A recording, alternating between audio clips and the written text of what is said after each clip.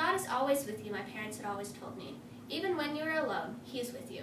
My parents told me this and told me that no matter what happens to me, God would always be there for me, and He would always help me through my hardest times. Of course, at the age of 7, you never really expect anything in your life to change. I always thought that I would be with my family forever. I thought that my life would be amazing and nothing would ever change. But how did this suddenly happen? I'm so confused. Why would these people do this to me? What did I ever do to them? I was never mean to them. Why? Why me? Why would they do this to me? My life just changed so quickly. I know that my mother and father have always told me to trust that God will help me, but why didn't God prevent this? Why did He let these people take me and make me become a slave? I am Francis Bach. I am 7. I have a mother, I have a father. I used to love to watch him work and try to help him. I tried to dig and pull sorghum grasses from the ground. He always made me happy. Even when he told me to go play, it always made me happy to know that I was with him. I have many siblings. I have an 18-year-old brother. My brother is John, but I call him by his dinka name Buck. Back before I was captured, he would let me watch him and his friends play games. They used to play a game called Jetty. They needed 10 players and had 5 on one team and 5 on another. They would bend their knees and hold on to their ankle. They had to hop on one foot and try to get to the other side, but the other team tried to stop them by knocking them over. I loved to watch him. I then began trying to play with my own friends. It was super fun, but it was always more fun when people gathered and watched us play. I can still feel the feeling of competitiveness just running through my body. Whenever these people watched me, I would always play better, because I would always want to impress them. Even though playing games was fun, my favorite activity was making little cows. Me and my friends liked acting like adults, because when you were all grown up, the number of cows you have was a way to determine how wealthy a person is. Me and my friends loved to see who could make the most. We were taught how to do this by my big brother.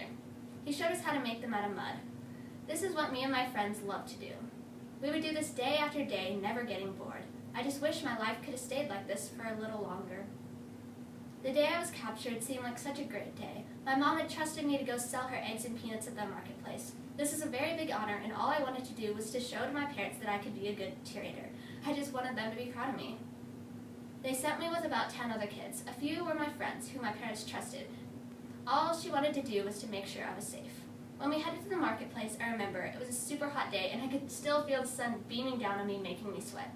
But this didn't bother me, though, because I had a job to do, and I was determined to succeed. As we started to get closer, I could still see the meat, fish, fruits, vegetables, and tobacco for sale. Tobacco. That is something I will never forget. Whenever I smell tobacco, I'm brought back to this day. I was captured in Nine-Mile. It brings back good memories, like being trusted to sell eggs and peanuts at the marketplace.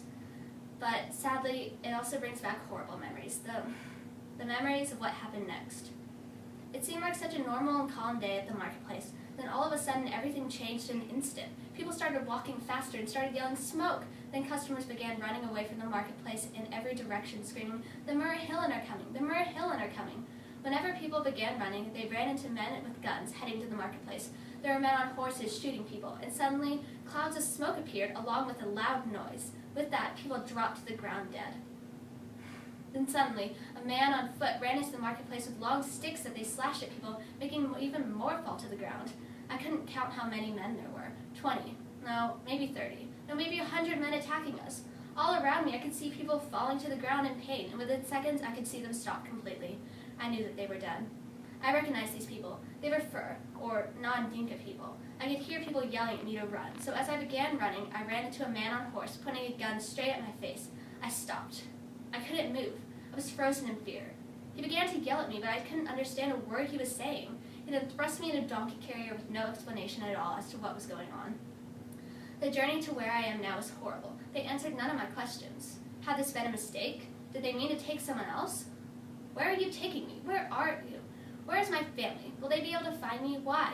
Why would you do this to me? I don't know what is going on at all. All I know is that they are making me work. They have me sleep with animals. And they hurt me for no reason. Why do they hurt me? I'm threatened. I know my life is bad. The only word I know is abid, which means slave. I try to hold on to the good parts of my life so that one day again I can make a cow. It brought back so many good memories. It seems like the little things in life affect me the most. I now remember what my parents have always taught me. God will always be there for me, even when I'm told I have to sleep with animals because I'm an animal. I'm an animal now. I'm beginning to realize the answer to all of my questions will always be no. I will never be taken back. This was not a mistake. I now know what I have to do. I must find a way to get out of this horrible life. I must find a way to escape. I need help. I must leave. Bye, slave.